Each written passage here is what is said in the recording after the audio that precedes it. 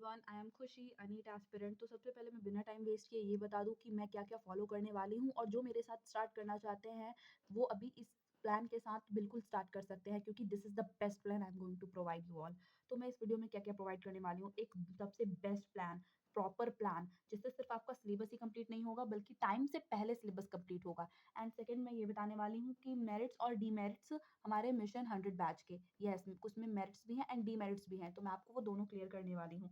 फिर थर्ड, मैं आपको बताऊंगी कि अगर कोई मिशन 100 बैच को अफोर्ड नहीं कर सकता है तो वो कैसे उससे पढ़ सकता है, क्योंकि मैंने भी मिशन 100 बैच को खरीदा नहीं है। ओके, मैं सबसे पहले तो मैं ये बता देती हूँ कि इस वीडियो को वही देखें जो कि सीरियस है इसको, और वो सीरियसली इस चीज को फॉलो करेंगे, और जो नहीं इसको कर पाएंगे वो इस वीडियो से जा सकते हैं। मैं अभी बता रही हूँ, आप ये स्किप कर दो, क्योंकि this is the best we can do from now, this is the best.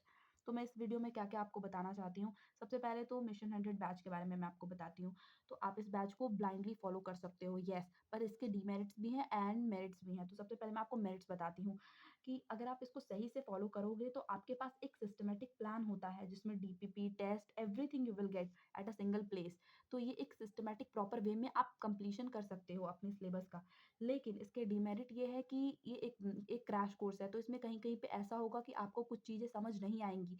तो आपको ये करना है कि आपको वहाँ पे स्किप नहीं करना है, आपको वहाँ पे क्विट नहीं करना है, आप वहाँ पे रुक नहीं सकते हो। ज़्यादातर बच्चे, और मेरे साथ भी ये प्रॉब्लम होती थी कि हम वहाँ पे क्विट कर देते हैं जहाँ पे हमें समझ आना बंद हो जाता है। तो ऐसा नहीं होता है, अगर आप उस चीज़, मान लो आपको समझ नहीं आ रहा है पर आप उसको कंटिन्यू करोगे तो आपको वो समझ जरूर आएगा, और वहाँ पे आपको क्विट नहीं करना है।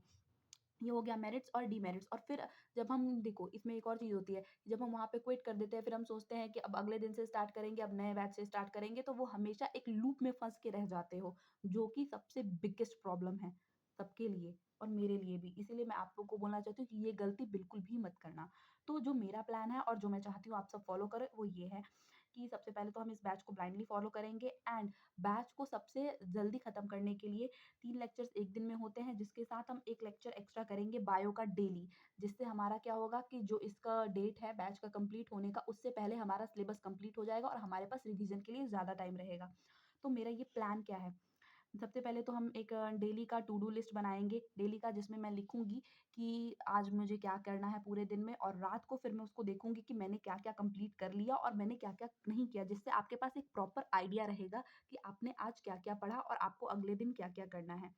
फिर उसके बाद देखेंगे अगले दिन मुझे revise everything which I studied in a day, रात को। तो जो मैंने पूरे दिन में पढ़ाई किया है उसको रात को रिवाइज करना है। और फिर थर्ड स्टेप हमारा है कि रिवाइज पिछले दिन का before starting next days class.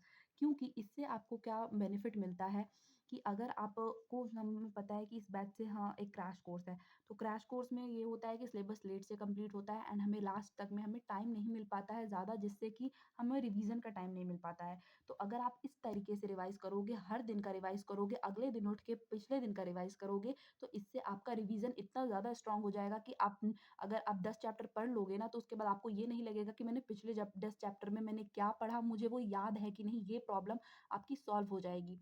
और उसके बाद में एक और चीज़ आपको फॉलो करनी है, डेली टिक मार्क बुक। ये कैसे बनाना है इसका एग्जांपल देती हूँ। जैसे उसमें आप लिखोगे डे 1 में आपने क्लासेस, नोट्स, डीपीपी और प्रीवियस डे का रिवीजन। तो ये आपको लिखना है और आपने फिर रात को बैठ के इसमें टिक करना है कि आपने डेली क्लासेस कंप्लीट की, टिक, नोट्स कंप्लीट किए, यस, डीपीपी की, यस। तो इसको करने से ये होता है कि ये एक रिवॉर्ड की तरह लगता है कि हाँ, मैंने आज टाइम वेस्ट नहीं किया, और इससे बहुत सैटिस्फैक्शन मिलता है। जो आप करते हो जब आप रात को, आपको लगेगा कि उस दिन आपको रिग्रेट फील नहीं होगा कि आपने कुछ नहीं पढ़ा है। पूरे दिन आपने मेहनत की है, एटलीस्ट जो आपको करना था वो आपने किया है, और इसको फिर अगले दिन के लिए भी मोटिवेशन मिलती है कि अगले दिन आप उठोगे और सेम प्लान फिर अगले दिन फॉलो करोगे। तो that's it for the video.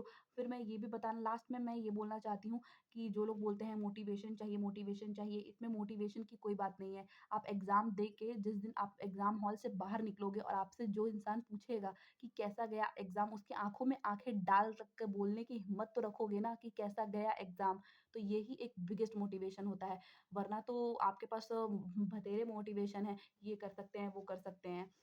तो that's it for the video. And last, हाँ, one last point, yes, one और मैं लास्ट में ये बोलना चाहूँगी कि आप लोग मुझे बताना कि मैं डेली का टारगेट्स प्रोवाइड करूँ, तो मैं आप लोगों को वो प्रोवाइड कर सकती हूँ, है ना? और अगर आप चाहते हो मैं डेली का ये टिक मार्क बुक बना के प्रोवाइड करूँ, तो इसमें मैं अपनी प्लेलिस्ट में डेली का डेली प्रोवाइड करूँगी और आप उस पे कमेंट्स कर सकते हो, किसने आज का कंप्लीट किया है। ये मैं कंप्लीट कर सकती हूँ। इससे क्या होगा, इससे हम ना कनेक्टेड रहेंगे हमेशा और इससे हमें पता चलेगा कि हमारा क्या-क्या कंप्लीट होते जा रहा है और हम प्रोग्रेस में जा रहे हैं और मेरे साथ और भी लोग हैं जो मेरे साथ कनेक्टेड हैं।